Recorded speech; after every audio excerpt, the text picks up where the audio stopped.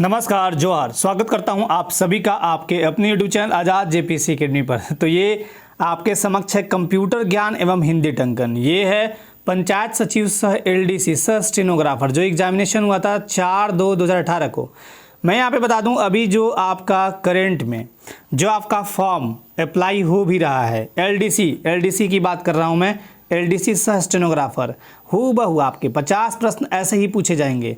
और आज मैं यहाँ पे आपको बताऊंगा कि कैसे इसकी तैयारी करें। साथ ही साथ जो 50 नंबर क्वेश्चन आपके पेपर थर्ड में पूछे जाएंगे कंप्यूटर से, उसके लिए आपको क्या करना चाहिए। और साथ ही साथ मैं आपको आने वाले टाइम में ये भी दिखाऊंगा कि कंप्यूटर टाइपिंग स्पीड कैसे बढ़ाते हैं। एक बात और यहाँ पे मैं एक चीज़ बता दूं पहले, जो पिछला बार एग्जामिनेशन हुआ था यानी जो उनका 2019 में 2018-19 में जो उनका स्किल टेस्ट हुआ था, इसके बाद ये तो एग्जामिनेशन हुआ, इसके बाद स्किल टेस्ट होता है।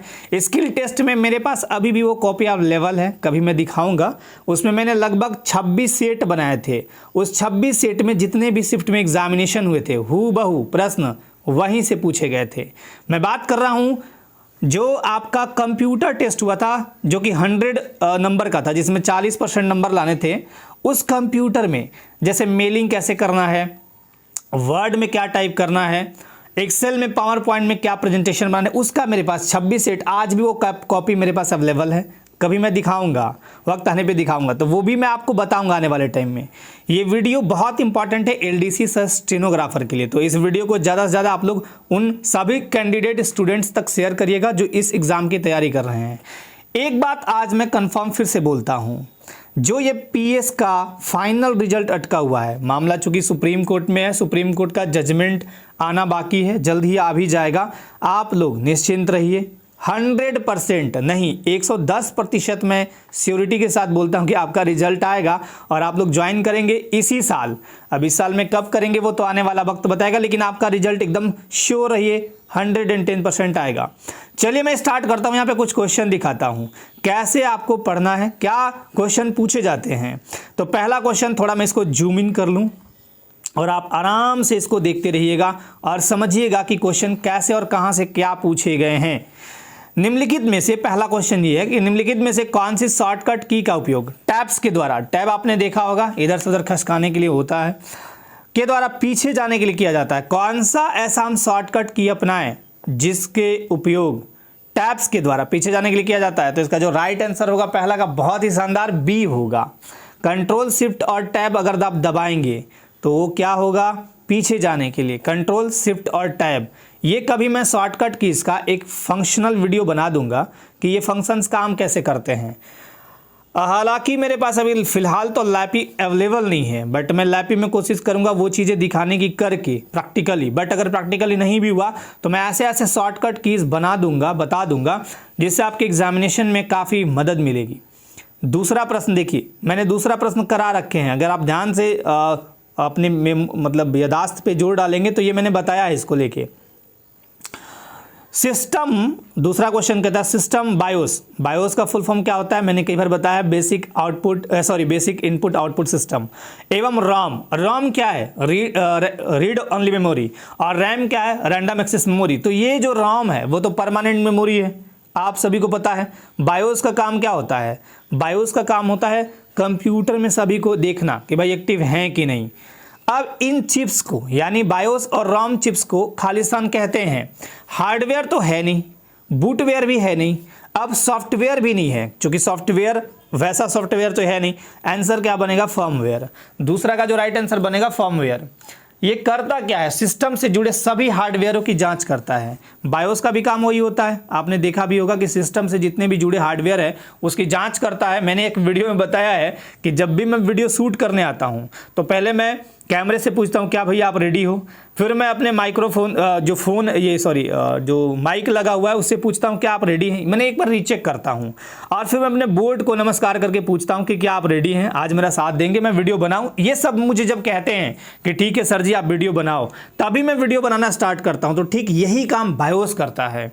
बायोस पूछता है सब कंप्यूटर फंक्शंस को कि क्या आप ठीक ठाक काम कर रहे हैं, फिर ये ओएस को भेजता है ऑपरेटिंग सिस्टम को, ठीक है हम सभी रेडी हैं, आप स्टार्ट कर सकते हैं। इसलिए जब आप कंप्यूटर स्टार्ट करते हैं तो काफ़ी टाइम लगता है, मतलब 2-3 मिनट लग जाते हैं। तो देखिए ये क्या करता है, बायोस जो है सिस्टम से जुड़े सभी हार्डवेयरों की जांच करके सिस्टम का जो बेसिकली रख रखाव उसको देखता है और ऑपरेटिंग सिस्टम यानी ओएस को लोड करता है। बायोस जो है मदरबोर्ड पर लगता है, मदरबोर्ड पर ये लगता है और ये स्टोर एक तरह से चिप स्टोर कहाँ होता है तो ईईप्रॉम। ईईप्रॉम के बारे में मैं बताया हूँ। रॉम के 3 पार्ट मुख्य रूप से, प्रॉम, ईपीरॉम और ईईप्रॉम। ये वीडियो थोड़ी डिटेल में होगी ताकि आप चीज़ों को समझ पाएँ। शॉर्ट में मैं चाहता तो आराम से आंसर देके निकल जाता, बट मैं चाहता हूँ कि आप लोग थोड़ा डिटेल से पढ़ें। ईईप्रॉम क्या है? इलेक्ट्रिकली इरेजेबल, यानी इसे हम इरेज कर सकते हैं, है ना। तो इलेक्ट्रिकली इरेजेबल है। अगर ये एक नॉन वेलेटाइल जो है रॉम जो है नॉन वेलेटाइल रॉम चिप है, मतलब इसके मेरे कहने का मतलब है कि बायोस को आप अपडेट या रीस्टार्ट कर सकते, रीस्टोर कर सकते हैं। रीराइट मतलब रीराइट कर सकते हैं, दोबारा लिख सकते हैं, क्योंकि ये ईईप्रॉम का एक भाग है, मतलब उसी चिप में स्टोर होता है। भाग नहीं, माफ कीजिएगा, उसी चिप में स्टोर होता है। 3rd नंबर, इनमें से क्या एक पॉइंटिंग डिवाइस नहीं है? मैंने कई बार बताया भी है, अब यहाँ पे देख लीजिए, स्कैनर, ट्रैकबॉल, लाइट पेन या माउस। 3rd का जो आंसर होगा, स्कैनर कभी भी पॉइंटिंग डिवाइस नहीं है। अब ट्रैकबॉल क्या है? जैसे मैं यहाँ पे लिख रहा हूँ, एक पॉइंटिंग डिवाइस है। लाइट पेन उसी तरह माउस, ये पॉइंटिंग डिवाइस है। लेकिन स्कैनर क्या है? स्कैनर याद रखिएगा, स्कैनर एक इनपुट डिवाइस है। क्या है? स्कैनर एक इनपुट डिवाइस है। स्कैन करते हैं तो हम सभी उसको इनपुट करते हैं। और अगर मैं कहूँ मॉनिटर, वो आउटपुट डिवाइस है। प्रिंटर वो आउटपुट डिवाइस है। लेकिन स्कैनर जिसमें आप स्कैन करते हैं, हम इसी कंप्यूटर को कुछ भी, स्कैनर का मतलब क्या हुआ? हम कुछ भी स्कैन करके कंप्यूटर को दे रहे हैं। जो हम कंप्यूटर को देते हैं वो क्या होता है? Input device. चलिए 4था प्रश्न देखिएगा, VGA का विस्तार क्या है? अब मैं एक वीडियो और बनाऊंगा आपका शॉर्टकट जो फॉर्मूले हैं, माफ कीजिएगा, शॉर्टकट का जो फुल फॉर्म है, जो शॉर्ट है उनका विस्तार क्या है, तो इसका भी एक अलग वीडियो में अलग से अच्छे से बना दूंगा। बताइए VGA का विस्तार क्या है? देखिए VGA का जो विस्तार रूप है ना, वो है वीडियो ग्राफिक्स एरे। क्या है? Video graphics array. तो ये आपका IBM बनाया था, इंटरनेशनल बिजनेस मशीन बनाया था VGA, राइट। क्वेश्चन देखिएगा, पैटर्न समझिएगा, क्या क्वेश्चन पूछे जाते हैं। 4 के बाद फिर 5 नंबर। अब इधर 5 नंबर पे आता हूँ। 5 नंबर क्वेश्चन देखिए। अब देखिए कितना अच्छा क्वेश्चन पूछा गया 5 नंबर में। थोड़ा सा इसको जूम आउट कर लूँ। 5 नंबर क्वेश्चन देखिए, सब 7 खालिस्तान का एक उदाहरण है। तो ये सब 7 क्या है? ट्रोजन हॉर्स है, बग है, स्पैम है, एंटीवायरस है। एंटीवायरस लिखा, हालांकि ये एंटीवायरस होगा, एंटीवायरस वो हिंदी में लिख दिया गया है। तो सब 7 क्या है? देखिए एक तरह का एक प्रोग्राम है जो कि ट्रोजन हॉर्स है। क्या है? ट्रोजन हॉर्स, माफ कीजिएगा, ट्रोजन हॉर्स। ये क्या है? ट्रोजन हॉर्स ये एक प्रोग्राम है जो दिखने में सही अनुभव होता है, परंतु इसको चलाते हैं तो भयंकर प्रभाव मतलब इसके होते हैं, है ना। और इसका इस्तेमाल हैकर लोग करता है। जब कोई पासवर्ड तोड़ना है तो इसका इस्तेमाल किया जाता है। पासवर्ड कोई तोड़ना है तो हैकर लोग कैसे पासवर्ड तोड़ देता है, बस ये एक उदाहरण है आपका ट्रोजन हॉर्स, है ना। तो इसके माध्यम से भी करता है। अगला क्वेश्चन है, लिनक्स एक खालिस्तान ऑपरेटिंग सिस्टम है। ओपन सोर्स, माइक्रोसॉफ्ट, विंडोज़ या मैक। अब आपको यहाँ पे देखिए मैंने इसके बारे में शायद बताया हुआ, आपको इसका फुल फॉर्म समझाया था। ये क्या है? तो ये है आपका open source operating system. Open source operating system है। क्या है? मेरा पेन ठीक से चल नहीं रहा है। Open source operating system, right. Open source operating system है, यानी ए इज़ राइट आंसर। जिसको रिलीज किसने किया था? तो एक वैज्ञानिक है जिनका नाम है लिनस टोवाल्ड। कौन है? लिनस। आज मेरा पेन ठीक से काम नहीं कर रहा है और अब मैं बोल रहा हूँ वो सुनते रहिएगा आप लोग, है ना। टोवाल्ड। और ये जो रिलीज किए थे वो 1991 में किए थे, 1991 में किए थे, है ना। तो ये है लिनक्स। 7वां नंबर क्वेश्चन देखिए, एक छोटा प्रोग्राम है जो एक GIF चित्र में निहित होता है। क्या है? Web bug, cookie, spyware application या स्पैम। 7 नंबर देखिए, ये है एक वेब बग। क्या है? वेब बग जो है एक छोटा प्रोग्राम है जो एक GIF चित्र में निहित होता है। ठीक है। वेब बग एक ऐसा मतलब हम बोल सकते हैं कि वस्तु है जो वेब पेज या ईमेल में संलग्न होता है। आमतौर पर उपयोगकर्ता के लिए दिखता नहीं है, लेकिन इसे जांचने के लिए अनुमति दे देता है, तो इसको ईमेल वगैरह पर आप देख पाते हैं। एक बहुत ही शानदार प्यारा क्वेश्चन अगला है 8वां नंबर, और ये बहुत अच्छे से मैंने आपको पढ़ाया भी था। 1 गीगाबाइट। अब जब आपको गीगाबाइट कहे तो आप सीधे लिखते हैं जी और बी, गीगाबाइट। एक वीडियो मैंने बनाया है इसका, इस मेमोरी को लेकर। देखिए हर एक एग्जाम में ये एक प्रश्न पूछता है, कभी पूछ देगा कंप्यूटर मेमोरी की सबसे छोटी इकाई क्या है, या इतने बराबर क्या होता है। तो 1 गीगाबाइट, 1 जीबी बराबर क्या होगा? 1024 बाइट्स, 1024 किलोबाइट्स, 1024 मेगाबाइट्स या 1024 बिट्स। तो देखिए मैंने बताया था आपको, ये होगा मेगाबाइट। 1024 MB बराबर होता है 1 गीगाबाइट। तो ये हो गया 8 का सी। 9 नंबर पे चलते हैं। तो ये बहुत सी शानदार प्रश्न पूछे गए हैं, बहुत ही अच्छा प्रश्न पूछा गया था। और अब थोड़ा सा इस बार जो एग्ज़ाम होगा आपका LDC स्टेनोग्राफर का, तो थोड़ा सा स्टैंडर्ड क्वेश्चन रहेगा, मतलब थोड़ा सा, बहुत ज़्यादा नहीं।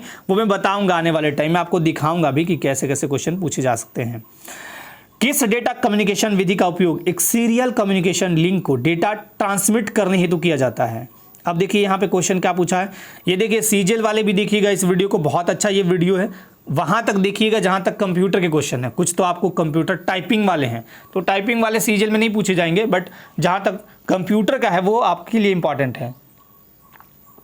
देखिए, किस डेटा कम्युनिकेशन विधि का उपयोग एक सीरियल कम्युनिकेशन लिंक को डेटा ट्रांसमिट करने हेतु किया जाता है? अब 9 नंबर का जो आंसर होगा वो होगा फुल डुप्लेक्स। फुल डुप्लेक्स, अब ये होता क्या है? देखिए, फुल डुप्लेक्स ट्रांसमिशन मोड में सेंडर यानी प्रेषक और रिसीवर के बीच संचार एक साथ ही जाता है।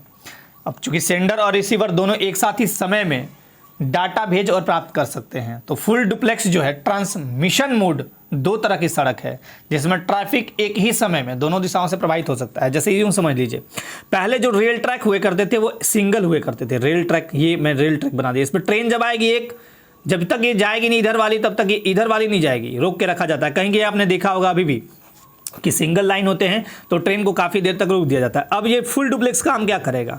फुल डुप्लेक्स बोला कि नहीं, ऐसा करते हैं कि 2 ट्रैक हम रखते हैं, एक जाने वाले एक आने वाले, हम एक ही टाइम में इधर से भी आएंगे और इधर से भी जाएंगे। तो ये आपका काम करता है फुल डुप्लेक्स। 10 नंबर क्वेश्चन देखिए, MS एक्सेल 2003 में एक वर्कशीट की अधिकतर पंक्तियों की संख्या, ये आपका पूछा है, हो सकती है ये रो और कॉलम, तो आपको याद रखना है कि कितना होता है। 10 का जो आंसर होगा वो होगा 65,536, ये लगभग में है, ठीक है, लगभग में इतना आपका होता है। एक वर्कशीट की अधिकतर पंक्तियों की संख्या कितनी होगी?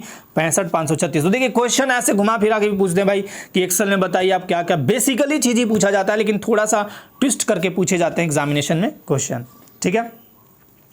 और स्तंभ की संख्या पूछेगा तो 256 है ना, कॉलम रो, समझ गए। चलिए अब आपसे अगला क्वेश्चन, कौन सी टोपोलॉजी, एक चीज़ मैं दिखाता हूँ, एक चीज़ मैं बताता हूँ। ये जो वीडियो है ये आपकी आंखें खोलने के लिए कि क्वेश्चन कैसे पूछे जाते हैं। मैं जब इसका क्लास लूँगा खासकर स्पेशली LDC स्टेनोग्राफर का, तो उसमें बहुत सारी चीज़ें मैं आपको सामने दिखाऊंगा, जैसे कंप्यूटर टाइपिंग कैसे करते हैं, कैसे स्पीड बढ़ाते हैं, मैं सामने चीज़ें रख के दिखाने का प्रयास करूंगा। साथ ही साथ मैं संबंधित चीज़ों के, जैसे ये अभी चल रहे हैं आपकी computer test series for CGL, important for CGL LDC सब के लिए। बट आपका जब CGL एग्जामिनेशन हो जाएगा उसके बाद आपका मैं बहुत तरह के क्वेश्चन करा दूंगा जो कि टाइपिंग वाले जो पूछे जाते हैं। कौन सी टोपोलॉजी में नेटवर्क कंपोनेंट्स उसी केबल से जुड़े होते हैं। अब देखिए कितना शानदार क्वेश्चन पूछा है। ये होता है बस। अब ये बस वो वाला बस ट्रक मत समझ लीजिएगा, ये वो वाला बस नहीं है ना। बस नेटवर्क टोपोलॉजी में एक ही केबल में सभी कंप्यूटर को एक ही क्रम में जोड़ता है, ठीक है। जोड़ने के लिए हम टर्मिनेटर का इस्तेमाल करते हैं और टर्मिनेटर का इस्तेमाल हम जोड़ने के लिए करते हैं। तो ये बिल्कुल सिंपल सा चीज़ था। चलिए 12 नंबर, निम्नलिखित में से कौन सी एक कंप्यूटर भाषा नहीं है। ये मैंने कई बार टेस्ट में भी बताई है। अब यहाँ पे आप लोग खुद समझ सकते हैं कि ये क्या है। बेसिक है, कोबोल है, C++ है, MS एक्सेल है। MS एक्सेल भाषा नहीं है, MS एक्सेल एक प्रोग्राम है। जैसे आपका मैं कहूँ ऑफिस प्रोग्राम में 3 आते हैं, मुख्य रूप से 3 आते हैं, एक और आप जोड़ सकते हैं एक्सेस भी, बट 3 ही आते हैं मुख्य रूप से। आपका हो गया MS Word, MS Excel, MS PowerPoint, ये ऑफिस वर्क में हर जगह यूज होते हैं, है ना। तो ये आपका क्या है, प्रोग्राम है। बट आपका भाषा पूछा है तो भाषा बेसिक भी है, कोबोल भी है, C++ भी है। तो ये आपको याद रखना, ये तीनों उच्च स्तरीय भाषा है ना। हाई लेवल का लैंग्वेज है जो कंप्यूटर समझता है। फ्लॉपी डिस्क जो लचकदार प्लास्टिक सामग्री से बनाई जाती थी उसको खाली स्थान भी कहा जाता था। अब देखिए फ्लॉपी डिस्क जो पहले लचकदार प्लास्टिक सामग्री से बनाई जाती थी, अब तो कई प्रकार उसके मतलब कचकड़ा टाइप के आने लगे। कचकड़ा आप समझ रहे होंगे, प्लास्टिक का ही टाइप होता है पर उसका एडवांस लेवल होता है। बट फ्लॉपी डिस्क जो एक लचकदार प्लास्टिक सामग्री से बनाई तो उसको क्या हम कहते थे? बहुत ही प्यारा क्वेश्चन पूछा है। इसको हम कहते थे डिस्केट्स। क्या कहते थे? डिस्केट्स।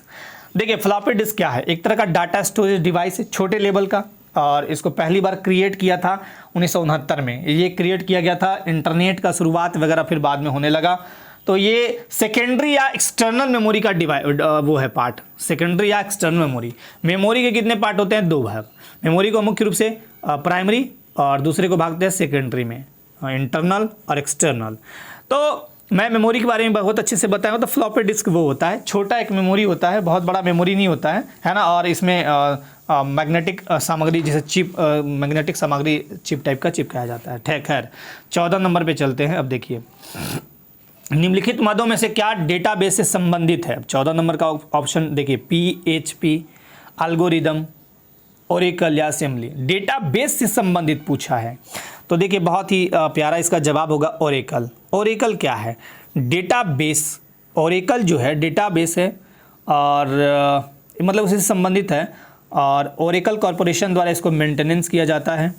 यह पहला डेटाबेस है, पहला डेटाबेस है जिसको मतलब डिज़ाइन किया गया था एंटरप्राइजेज ग्रिड कंप्यूटिंग के लिए। तो ये आप याद रखिएगा ओरेकल। अगला क्वेश्चन 15 नंबर देखिए यहाँ पे। एक कंप्यूटर प्रोग्राम में गलतियों को बहुत बार एसएससी, फिर आपका रेलवे, फिर आपका बैंकिंग में, क्योंकि बैंकिंग में कंप्यूटर से प्रश्न पूछे ही जाते हैं, फिर बहुत सारे एग्जामिनेशन में स्टेट लेवल के ये पूछे जाते हैं कि कंप्यूटर प्रोग्राम में गलती को हम क्या कहते हैं। तो बहुत लोग वायरस समझ लेते हैं। वायरस गलती थोड़े, वायरस तो एक प्रोग्राम है एक तरह का, है ना। इसे हम बग कहते हैं। क्या कहते हैं? बग। तो कंप्यूटर में गलती को हम क्या कहते हैं? बग। आप इसको यूँ याद रखिएगा कि किसी की गलती को कहते हैं बग, तो उसी याद रखिए बैग को बैग कह दीजिए, बग। तो कोई इंसान अगर आपसे बात करता है तो आप कहते हैं बक या भक कहते हैं। आमतौर पे ये प्रचलन की भाषा है और झारखंड में तो बहुत ज़्यादा ये लोग बोलते हैं, तो आप ऐसे भी याद रख सकते हैं। तो कंप्यूटर में गलतियों को हम क्या कहते हैं? भग। क्या है एक तरह का ये गलती है? सॉफ्टवेयर ही है, किसी कंप्यूटर प्रणाली की ऐसी त्रुटि, दोष, गलती, है ना, तो जिसके लिए इस्तेमाल हम करते हैं वो बग है। चलिए 16 नंबर पे चलते हैं। एक कंप्यूटर कीबोर्ड किस प्रकार का उपकरण है? देखिए यहाँ पे वही वाला प्रश्न आ गया, मैंने जो कराए हैं आपको बहुत अच्छे से। मेमोरी तो होगा नहीं, स्टोरेज तो होगा नहीं, आउटपुट इनपुट में आप कंफ्यूज मत होइएगा। जो भी चीज़ हम कंप्यूटर को देते हैं, मतलब देने का एक माध्यम हो, वो इनपुट होगा, और जो भी चीज़ें हम कंप्यूटर से देखते हैं, लेते हैं, कुछ मिलता है, वो आउटपुट होता है। तो 16 का बहुत सिंपल सा जवाब होगा इनपुट, क्योंकि हम कीबोर्ड के माध्यम से करते क्या है? कुछ लिखते हैं, कुछ डाटा फीड करते हैं, है ना, यही काम करते हैं ना। तो ये इनपुट डिवाइस है। 17 नंबर में निम्नलिखित में कंप्यूटर की मेमोरी किससे संबंधित है? अब देखिए मेमोरी पूछा है, सिंपल सा चीज़ है। लैन होगा नहीं, यूएसबी होगा नहीं, डीएसएल होगा नहीं, रैम है। अब रैम अगर आपसे मैं पूछूं तो रैम किस प्रकार का मेमोरी है? तो आप कहेंगे कि सर रैम आपका एक टेम्पररी मेमोरी है। ठीक, टेम्पररी मेमोरी है। और रैम को हम क्या बोलते हैं? रैम को हम बोलते हैं वोलेटाइल मेमोरी। ठीक, यानी ये परिवर्तनशील मेमोरी है। और रॉम को क्या बोलते हैं? Non volatile memory. अब देखिए अगला क्वेश्चन बहुत ही प्यारा पूछा है। 3.5 इंच फ्लॉपी डिस्क की क्षमता थी, अब थी पूछा है 1.40, 1.44 MB, मतलब MB में 1.4 GB या 1.44 GB। 3.5 इंच फ्लॉपी डिस्क की क्षमता। अब इसको आपको कुछ चीज़ें कंप्यूटर में याद भी करनी पड़ती है, तो याद आपको कर लेना है। इसका होता है 1.44 MB, ये 3.5 इंच का जो फ्लॉपी डिस्क है तो ये है। 19 नंबर में देखिए, ये अभी मैंने कुछ दिन पहले आपको शायद 1 या 2 क्लास पहले कराया है ये, कि निम्नलिखित में से क्या मॉड्यूलेशन एवं डीमॉड्यूलेशन करता है? तो इसमें सिंपल सा जवाब आप कहेंगे सर आपने बताया है मॉडेम। मॉडेम का जो पूरा ऐसे विस्तृत रूप कहेंगे मॉड्यूलेशन डीमॉड्यूलेशन या मॉड्यूलेटर डीमॉड्यूलेटर। अब देखिए मॉड्यूलेशन डीमॉड्यूलेशन क्या है? कंप्यूटर किस भाषा को समझता है? मैं यहाँ पे सी रखता हूँ, एक बार फिर से समझ लीजिएगा। और ये टेलीफोन लाइन है, राइट, ये टीएल में कर देता हूँ telephone line. Telephone line analogue भाषा को समझता है और ये समझता है कंप्यूटर जो है डिजिटल सिग्नल को समझता है। तो मैं डिजिटल सिग्नल यहाँ से भेज रहा हूँ, ये कन्वर्ट होके एनालॉग में जा रहा है टेलीफोन लाइन में, और एनालॉग सिग्नल कन्वर्ट होके डिजिटल सिग्नल में यहाँ तक आ रहा है कंप्यूटर में। तो यही एक प्रोसेस है, मॉडेम का काम यही होता है ना। यानी आप कंप्यूटर के थ्रू कोई भी बात संकेत पहुंचा सकते हैं और कोई संकेत या बात को आप यहाँ डिजिटली ले सकते हैं, यही मॉडेम का काम होता है। बहुत ही इंपॉर्टेंट ये क्वेश्चन था, बहुत ही शानदार। 20 नंबर, निम्नलिखित में से क्या एक कंप्यूटर वायरस नहीं है? Trojan horse. अभी मैंने बताया था ट्रोजन हॉर्स के बारे में। ट्रोजन हॉर्स तो कंप्यूटर वायरस है नहीं, क्योंकि वो तो पासवर्ड तोड़ने वगैरह हैक करने के लिए होता है। लॉजिक बॉम्ब, मेकाफी और रेड लोफ। देखिए ये थोड़ा करंट टाइप का क्वेश्चन हो जाता है, तो करंट भी 1-2 क्वेश्चन पूछे ही जाते हैं, 2-3 क्वेश्चन आराम से रहते हैं। तो 20 नंबर का जो होगा वो एक वायरस है आपका मेकाफी। सी इज़ राइट आंसर। तो सी होगा मेकाफी। मेकाफी क्या है? एक वायरस है। जबकि ट्रोजन हॉर्स हो गया, लॉजिक बॉम्ब हो गया, रेड लोफ, ये सब आपका क्या है? सॉरी, यहाँ वायरस नहीं है पूछा गया था, माफ़ कीजिएगा। ये मेकाफी वायरस नहीं है। निम्नलिखित में से क्या एक कंप्यूटर वायरस नहीं है पूछा गया था, तो मेकाफी एक वायरस नहीं है, जबकि ट्रोजन हॉर्स, लॉजिक बॉम्ब और रेड लोफ कंप्यूटर वायरस है। अब एक चीज़ मैं बताता हूँ, यहाँ पे मैं भी थोड़ा मिस्टेक कर गया। ट्रोजन हॉर्स जो है ये एक तरह का वायरस के जैसा ही काम करता है, और वो जो पासवर्ड हैकर्स तोड़ते हैं एक तरह का, वो कैसे करते हैं मैं बता देता हूँ। क्या होगा ना कि जैसे कंप्यूटर है, तो जो हैकर्स होंगे आपके कंप्यूटर में बहुत सारे सिस्टम, मतलब बहुत सारे ऐसे अंटू पंटू चीज़ आ जाएंगे जो आपको पता ही नहीं चलेगा। आपको लगे पता नहीं ये क्या आ गया, और अचानक वो एक वायरस ही होता है। आपको शायद दिखे ना दिखे वो अलग बात है, और उसी वायरस के थ्रू आपके कंप्यूटर के बहुत सारे डाटा को वो चुरा लेते हैं, और चुराने के बाद हैक कर लेते हैं। उसी तरह लॉजिक बॉम्ब भी वायरस है, रेड लोफ भी वायरस है, लेकिन मेकाफी वायरस नहीं है। माफ़ कीजिएगा, मैं भी थोड़ा मिस्टेक हो गया था, मेरे दिमाग में कुछ और ही चल रहा था। MSI विस्तार का विस्तार क्या है? MSI पूछा है, तो देखो MSI का विस्तार होगा ये A number, medium scale integration. ये तो याद करने का चीज़ है, मीडियम स्केल इंटीग्रेशन, है ना। चलिए अगला क्वेश्चन 22 नंबर, निम्नलिखित मदों में से किसका उपयोग एक ऐसे ईमेल अकाउंट से किया जाता है जिसमें एक स्टोरेज क्षेत्र होता है। देखिए क्वेश्चन कैसे एकदम वन लाइनर ना पूछ के थोड़ा सा घुमा दिया इन्होंने, कि किसका उपयोग एक ईमेल अकाउंट हेतु किया जाता है जिसमें एक स्टोरेज क्षेत्र होता है। IP address, hyperlink, mail box या अटैचमेंट। लेकिन ये सिंपल सा आप जवाब इसका दे सकते हैं। क्या पूछा गया है? किसका उपयोग एक ईमेल अकाउंट हेतु किया जाता है जिसमें एक स्टोरेज क्षेत्रक होता है। हाइपरलिंक तो होगा नहीं, अटैचमेंट भी शायद हो सकता है आंसर। IP एड्रेस अब छोड़ दीजिए, वहाँ पे ईमेल अकाउंट में पहुँच गया। अब आपका आता है मेल बॉक्स। आपने ईमेल में खोला होगा तो मेल बॉक्स आपको मिलता है, तो सिंपल सा मेल बॉक्स जो होगा वो आंसर इसका हो जाएगा, राइट। इसका आंसर क्या हो जाएगा? Mail box. Mail box memory या स्टोरेज डिवाइस पर एक क्षेत्र जहाँ ईमेल रखा जाता है। तो ये एक आपका निजी मेल बॉक्स हो गया, मतलब एक तरह का ये स्टोरेज क्षेत्रक होता है मेल बॉक्स। 23 नंबर देखिए, MS वर्ड में किस फंक्शन की का प्रयोग सेव एज डायलॉग बॉक्स को प्रदर्शित करने हेतु किया जाता है? अब MS वर्ड में ये मैंने आपको फंक्शन की बताए हैं 12 के 12, तो इसका क्या होगा आंसर? F12। बहुत बढ़िया, जिनका F12 दिमाग में आ रहा हो। F12 मैंने F1 से लेके F6, F5 क्या करता है? रिफ्रेश करता है। F12 क्या करता है? सेवेज डायलॉग बॉक्स खोलता है। चलिए अगला क्वेश्चन 24 नंबर देखिए। 24 नंबर ये है, निम्नलिखित में से कौन सा वेब ब्राउजर है? अब देखिए यहाँ पे आपको Twitter, Facebook, Google Chrome, world wide web. Twitter, Facebook ये सब तो होगा नहीं, ये तो एप्लीकेशन है। चलिए वर्ल्ड वाइड वेब, ये तो भाई कोई भी वेबसाइट के पहले आप लिखते हैं, तो ये गूगल क्रोम होगा। ये बहुत ही शानदार प्रश्न था, बहुत सिंपल सा प्रश्न पूछा गया था। गूगल क्रोम क्या है? एक वेब ब्राउजर है ना। चलिए, खाली स्थान मेन्यू का उपयोग सेलेक्ट, कट, कॉपी एवं पेस्ट करने के लिए किया जाता है। किस मेन्यू का आप यूज करेंगे जिससे सेलेक्ट, कट, कॉपी, पेस्ट होगा? तो देखिए फाइल में तो ये होगा नहीं, टूल्स में भी होता नहीं है, स्पेशल तो होता है। स्पेशल तो हटा ही दीजिए, ये ऑप्शन ही गलत है। लेकिन एडिट में आपको सब कुछ मिलता है। एडिट करने का मतलब आप कट, कॉपी, पेस्ट कर रहे हैं, तो 25 का आंसर क्या होगा? डी होगा। 25 का आंसर क्या होगा? डी। एडिट में आप मेन्यू में जाएंगे तो आपको सेलेक्ट, कट, कॉपी, पेस्ट आपका ऑप्शन मिल जाता है। 26 नंबर। कभी मैं दिखाऊंगा कहाँ कहाँ कौन कौन सा मिलता है। कंप्यूटर में स्पेस बटन का उपयोग होता है, ये आपको टाइप के लिए भी यूज़ किया जाता है या बहुत सारे काम के लिए। वापस जाने के लिए, दो अक्षरों के बीच स्पेस देने के लिए, डिलीट करने के लिए, अक्षर को बोल्ड करने के लिए। देखिए अक्षर को डिलीट करना है तो डिलीट बटन दबाएंगे या फिर बैक स्पेस से डिलीट कर सकते हैं आप। अक्षर को बोल्ड करने के लिए कंट्रोल बी दबा दीजिए, हो जाएगा। बट यहाँ पे दो अक्षर के बीच अगर स्पेस देना है, जैसे राम जाता है तो राम लिख के स्पेस देना है, तो आप कौन सा स्पेस बटन दबाते हैं, जो नीचे लंबा सा ऐसा होता है, नीचे लंबा सा देखने को मिलता है। दाईं अनामिका यानी रिंग, उंगली पर आने वाले अक्षर का चयन कीजिए। ये आपको यहाँ से स्टार्ट हो गया कंप्यूटर टंकन से संबंधित प्रश्न। अब दाईं अनामिका उंगली, जब तक आपको कंप्यूटर का चीज़ याद नहीं रहेगा तब तक आपको ये सब चीज़ें दिमाग में नहीं आएंगी, तो आपको ये चीज़ें याद भी करनी है। तो ये आता है व, श और ए, तो आपका आंसर हो जाएगा डी। ठीक, ये आपको याद करने हैं। दृश्य टंकन पत्ती द्वारा किस प्रकार टाइप किया जाना चाहिए। कुछ टाइपिंग से क्वेश्चन भी पूछ लिए जाते हैं, एक आध दो हिस्ट्री से या फिर ऐसे भी। तो दृश्य टंकन में क्या होगा, दृश्य मतलब देखना, तो बिना पढ़कर बिना देखकर ये तो कभी ऑप्शन होगा नहीं, सिर्फ देखकर ये हो सकता है, पढ़कर और देखकर ये भी हो सकता है, इनमें से कोई नहीं भी है। तो अगर दृश्य टंकन पत्ती है तो इसका सही आंसर जो होगा वो केवल देखकर। आपसे दृश्य टंकन पत्ती पूछा है तो उसमें होगा सिर्फ देखकर ये हम काम करते हैं।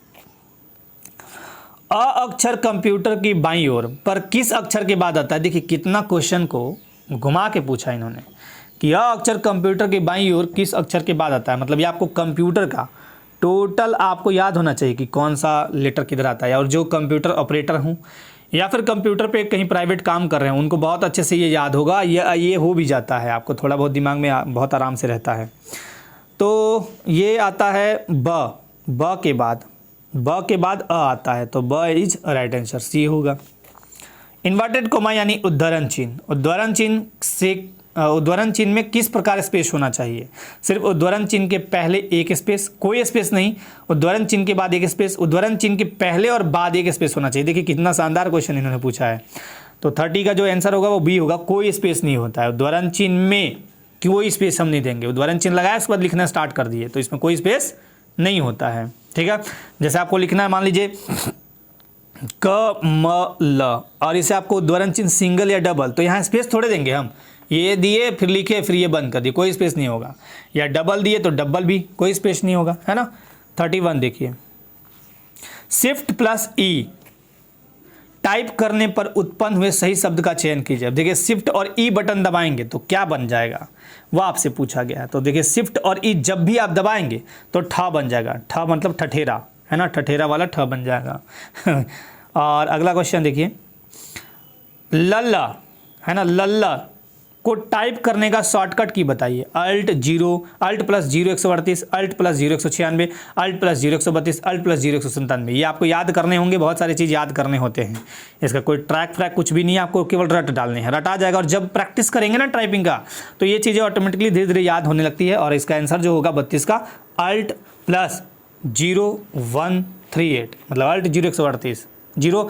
जहाँ भी आपको कोई शॉर्टकट की यूज करना है जैसे अल्ट के बाद तो 0 जरूर लगाने हैं, चाहे 02 लिखना है, 02, 03, 0, हालांकि 2-3 वाले नहीं होते हैं, 100 से ऊपर वाले बहुत होते हैं, मैक्सिमम 100 से ऊपर ही आते हैं, 100 भी 200, अल्ट 216, है ना, ऐसे आते हैं। अल्ट 197, 0 197, 0 लगता है। 6 झ के ऊपर रेफ, ट के ऊपर चंद्रबिंदु आदि अपर केस के 2 स्ट्रोक से बनते हैं। ये 2 स्ट्रोक से बनते हैं, इस स्थिति में इन्हें कितने स्ट्रोक में गिना जाएगा। ये 2 स्ट्रोक से ही बनते हैं, 6 लिखना है तो 2 स्ट्रोक से, ये भी 2 स्ट्रोक, तो इनको 2 स्ट्रोक में ही गिना जाता है ना। इसका राइट आंसर होगा 2 स्ट्रोक में गिना जाता है। अगला क्वेश्चन कहता है कि तत्ता, जैसे कुत्ता लिखते हैं ना, कुत्ता, या फिर कुछ भी लिखते हैं तत्ता संयुक्त, जैसे पत्ती में तत्ता होता है, को टाइप करने का सही शॉर्टकट की बताइए। अब तत्ता लिखना है तो भाई 34 का जो आपका होगा आंसर वो होगा सी, अल्ट 0217, अल्ट 0217। अल्ट 214 से क्या होता है, आधा झ लिखाएगा, ये देखिए आधा झ, बस ऐसे हो गया, आधा झ, पूरा नहीं, है ना। अल्ट 0120 से लिखाएगा ग, और अल्ट 213 से लिखाएगा आपका आधा य, आधा या। लेकिन अल्ट 217 से क्या लिखाएगा, तत्ता, वही तत्ता संयुक्त वाला। ठीक है, ये सब याद करना पड़ता है। यदि सारणी यानी टेबल काफ़ी बड़ी हो और पेज में ना आए तो क्या करिएगा, बिना खाने शीर्षक आदि बनाकर शेष सारणी बना दीजिएगा, या पुनः खाने शीर्षक आदि बनाकर शेष सारणी बनाना, या सारणी को शुरू से बनाना, या इनमें से कोई नहीं। अब देखिए टेबल काफ़ी बड़ी हो गई, इस पेज में नहीं आ रही है, तो क्या करिएगा, इसको सिंपली प्रैक्टिकली समझिए कि आप कोई कॉपी लिए हैं और वो आपके पेज में नहीं आ रहा है, तो क्या करेंगे, बिना खाने शीर्षक आदि बनाकर शेष सारणी बना देंगे, ऐसा तो नहीं होगा। तो आप क्या करेंगे, सारणी को शुरू से बनाएंगे नहीं, पुनः खाने शीर्षक आदि बनाकर शेष सारणी हम बना देंगे। तो इसका जो सही आंसर होगा वो क्या होगा, बी। 35 is B. 36 देखिए, शिफ्ट प्लस दीर्घ उकार, दीर्घ उकार मतलब ये बड़ा ऊ इस तरह वाला, तो इसको हम ऐसे लिखते हैं, है ना। टाइप करने पर सही की बटन का विकल्प चुनिए। शिफ्ट प्लस ये अगर दबाएंगे तो सही की बटन क्या बताइए, 36 का आंसर। तो मतलब इस पर क्या आएगा, अगर हम शिफ्ट और ये वाला बटन दबाते हैं, ये वाला जहाँ भी लिखा हो, तो क्या आएगा, ये आपसे पूछा गया है। और बी में कुछ दिया ही नहीं है, चलो बी हटा भी देता हूँ मैं। 36 में मैं बी हटा देता हूँ, तो बी हटाऊँगा तो आंसर ही नहीं बनेगा। तो 36 का जो आंसर बी यहाँ पे मिट गया है। वैसे बी में बता देता हूँ, बी में आधा का तो होगा नहीं, 6 होगा नहीं, आधा 6 होगा नहीं। तो 36 में आएगा आपका ये वाला चीज़, देखिए ये चंद्रबिंदु जो होता है ना इस तरह का, ये वाला ये आएगा, ठीक है। चलिए 37 नंबर देखिए, 37 नंबर कहता है कि अगर आपको चंद्रबिंदु को टाइप करना है तो उसके लिए शॉर्टकट कीज क्या है, चंद्रबिंदु को टाइप करना है। वहाँ पे केवल मैंने क्या किया था, वो चंद्रबिंदु नहीं था, ऊपर में खाली ऐसे लगा दिया था ये चीज़। अब आपको कह रहा है कि नहीं ये चीज़ हमको चाहिए। हिंदी में बहुत सारी चीज़ों को ध्यान रखना पड़ता है, एक बिंदी हटाना नहीं है, नुक्ता चीनी करिएगा तो फिर दिक्कत हो जाएगा। और टाइपिंग में सबसे इम्पॉर्टेंट क्या होता है, आपका एक्यूरेसी प्लस आपका एकाग्रता, यही मेन जो है आपका सफलता का राज है टाइपिंग का। आपके पास अगर एकाग्रता है, आपके पास अगर एक्यूरेसी है, तो आप बिल्कुल महारत हासिल कर लेंगे। तो इसके लिए कौन सा बटन है, देखिए बहुत ही सिंपल है, Alt 0161, मेरे ख्याल से तो यही होना चाहिए। Alt 161 क्या है, यही है आपका, जिससे आपका चंद्रबिंदु, जैसे आपको चांद लिखना है तो चांद, तो च लिखिएगा, फिर आकार लिखिएगा, फिर Alt 0161 दबाएंगे तो ये वाला आ जाएगा, फिर द लिख दीजिए। ये ऐसे टाइपिंग होता है ना। चलिए फिर अगला 38 नंबर देखिए, ऋषि टाइप करने में कितने की बटन इस्तेमाल होते हैं, ऋषि। अब मैं कभी टाइप आपको करके दिखाऊंगा कितने बटन, व स्ट्रोक भी गिना दूंगा बाद में, है ना। तो ऋषि टाइप अगर आपको करना है तो इसको करने में आपका होता है 5 बटन का यूज, ठीक है। मतलब 5 की बटन हम यूज करेंगे तभी होगा। एक तो आपका ये वाला होगा, फिर आप ये वाला करेंगे, ये वाला करेंगे, है ना, री वाला करेंगे, तो ऐसे 5 बटन हो जाते हैं, मैं गिना दूंगा बाद में। बाईं ओर 39 में बाईं ऊपर अनामिका यानी रिंग और कनिष्ठा जिसको बोलते हैं लिटिल, उंगली पर आने वाले अक्षर का चयन कीजिए। अब यहाँ पे देखिए क्या पूछा है, बाईं ऊपरी अनामिका यानी रिंग और कनिष्ठा यानी लिटिल उंगली पर आने वाले अक्षर का चयन कीजिए। अब बहुत ही, अब आपको उंगली आपको याद रखना है, निष्ठा कौन, अनामिका कौन है, कनिष्ठा कौन है, तर्जनी कौन सी है, अंगुष्ठ कौन सा, ये याद करना होता है। तो 39 का जो होगा वो सी होगा आंसर। दीर्घुकार और हर्ष उकार, ये वाला और ये वाला ऐसे आता है ना, तो ये आपका अक्षर का चयन होता है। फिर 40 नंबर, शिफ्ट प्लस च टाइप करने पर सही की बटन का विकल्प चुनिए। अब चूंकि आप शिफ्ट और च दबा रहे हैं तो क्या आएगा, आधा च आएगा। शिफ्ट और च बटन दबाएंगे तो क्या आएगा, आधा च आता है, ठीक है। बादल शब्द में द अक्षर किस की बटन के पहले आता है, बादल शब्द में द अक्षर किस की बटन के पहले आता है। देखिए ये वही वाला पूछा है कि अ किस के बाद आता है, ब था वहां पे, तो यहाँ पे ब तो होगा नहीं, किस के पहले, सॉरी पहले पूछा है ना, पहले हो सकता है, तो बाद वाला था। तो 41 का आंसर क्या होगा, ड। 41 का आंसर क्या होगा, ड के पहले ब आता है। अब आप जब टाइप करेंगे तो ये चीज़ें आपको दिख जाएंगी। 42 नंबर में देखिए, नमन शब्द आपको न म न लिखना है, टाइप करने के लिए उंगली के सही क्रम का चयन कीजिए।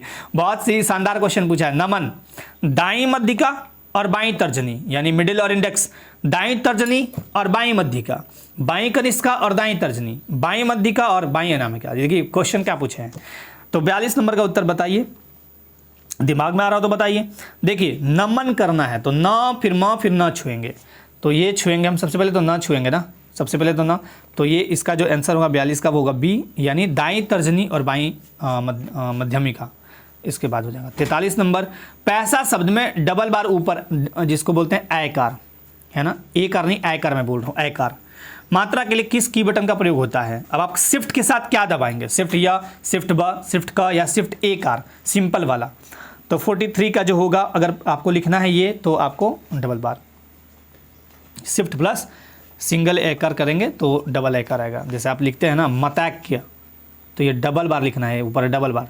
तो म लिखे फिर त लिखे फिर शिफ्ट और ये वाला बटन दबाएंगे तो डबल ऊपर आ जाएगा, है ना।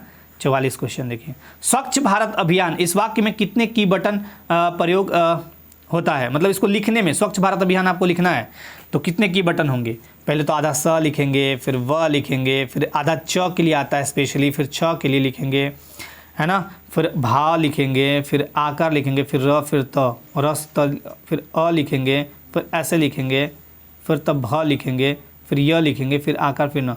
तो टोटल लगभग 16 की इसमें आते हैं, 16 की बटन का यूज हम करते हैं।